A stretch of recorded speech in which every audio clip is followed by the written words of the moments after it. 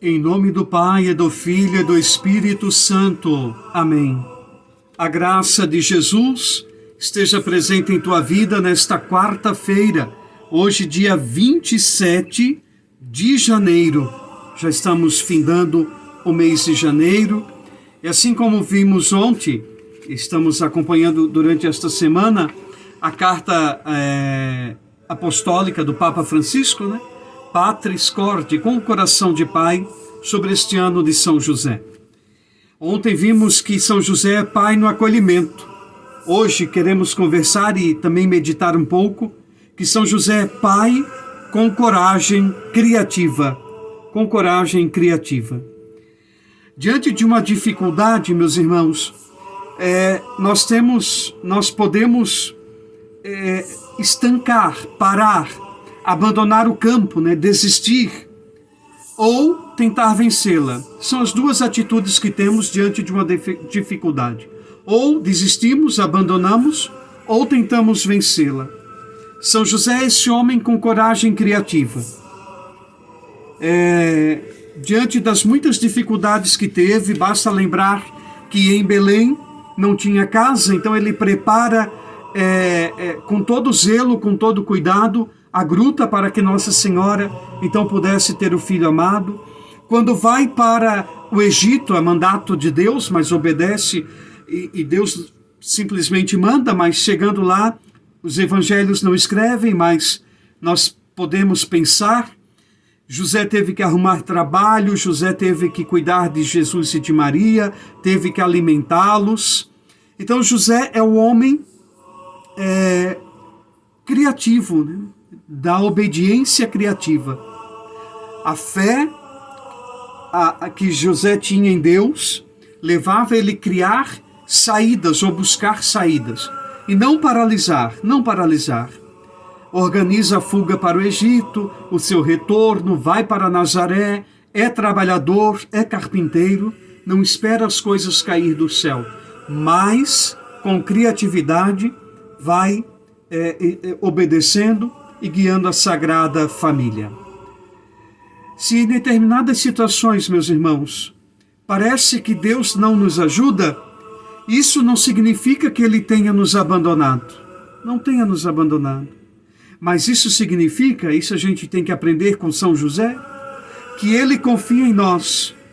Ele confia naquilo que nós podemos projetar, naquilo que nós podemos inventar. Ele confia naquilo que nós podemos buscar, encontrar. Ele confia que nós vamos dar os passos necessários para a nossa vida, para buscar as respostas. São José é um homem criativo, que confia em Deus, mas trabalha para cuidar da sua família. É o homem que cuida daquele que é o Salvador. Então, sempre nós devemos nos interrogar, e devemos nos interrogar se estamos agindo como São José, protegendo Maria e Jesus, ou Jesus e Maria. Porque se assim o fazemos, nós estamos protegendo a própria igreja. Se Jesus é a extensão da igreja no tempo e no espaço, quando nós fizemos como São José, protegemos Jesus e Maria, então nós estamos protegendo a igreja. Ou o contrário também é verdadeiro, né? Se protegemos a igreja, amamos a igreja, defendemos a igreja, nós também estamos amando Jesus, pois Ele é a extensão da igreja no mundo. Nós estamos amando e protegendo o Senhor. Nós estamos continuando como São José, amando e protegendo Maria e Jesus. Por isso, nós precisamos olhar para São José e aprender com ele.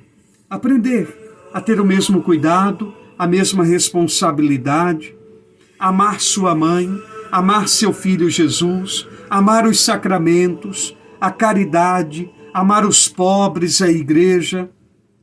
Sempre cada uma dessas realidades é sempre Jesus e Maria que estamos fazendo.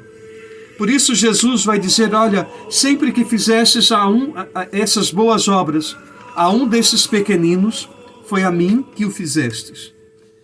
Sempre que amamos a igreja, amamos o Cristo e Nossa Senhora. Que São José interceda para que, de uma maneira criativa, possamos amar, possamos buscar as soluções, possamos continuar em movimento e não estagnar, parar, não desistir. São José, rogai por nós. O evangelho desta quarta-feira é de Marcos, capítulo 4, os versículos de 1 a 20. Naquele tempo, Jesus começou a ensinar de novo às margens do mar da Galileia. Uma multidão muito grande se reuniu em volta dele, de modo que Jesus entrou numa barca e sentou-se, enquanto a multidão permanecia junto às margens na praia. Jesus ensinava-lhes muitas coisas em parábolas, e em seu ensinamento dizia-lhes: Escutai, o semeador saiu a semear.